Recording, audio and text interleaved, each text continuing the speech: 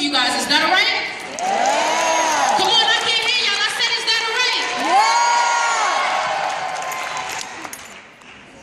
I was at war with myself when I wrote this piece. I love you so much that I decided to recite this piece. At the end of this piece, I guarantee you a promise of peace. Warmongers go to war to settle their thirst for economic upward mobility. The same can also be said for blood strips and MS-13s. They put work in the hood for capitalism just in order to get rich. So now you tell me, how is that any different from the secular violence in the Congo? After all, the United States isn't the only country with a hood. Urban city kids aren't the only kids with the mentalities that is so good. While in these hard economic times, funeral services never been so good. It seems as if we're comfortable showing our tail. While we have an entire network named Fox that's designed to see us fail. And religious leaders condemning us to hell. We need to take a new route and hold government responsible and demand that the hood get an economic bailout. Religious leaders can't condemn black people to a place they're already residing. And I understand the mechanics of oppression.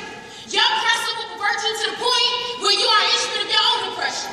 So hear me clearly. It's all good to promote war in inner city neighborhoods, so the CIA push crack to blacks. Young kids got money, so now they have to be strapped. They ran out and flood the hood with gas. And it's so common at 4 o'clock in the afternoon, rat-a-tat-tat, and a universal record label that's quick to promote gangster rap.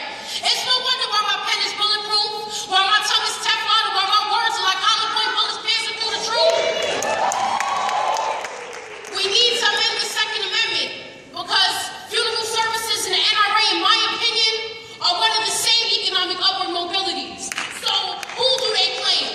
If we knew our history, we would know that Willie Lynch is to blame. His words ring true to this very day. 300 years later, we are still slaves. Pants sagging, butt clapping, chip stacking, woman slapping.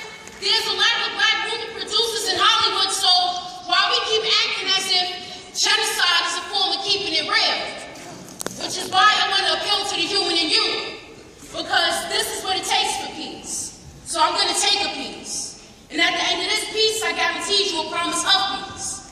These are my words and this is my voice. And we really do have a choice.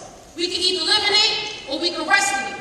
But by most accounts necessary, we will have it. Peace.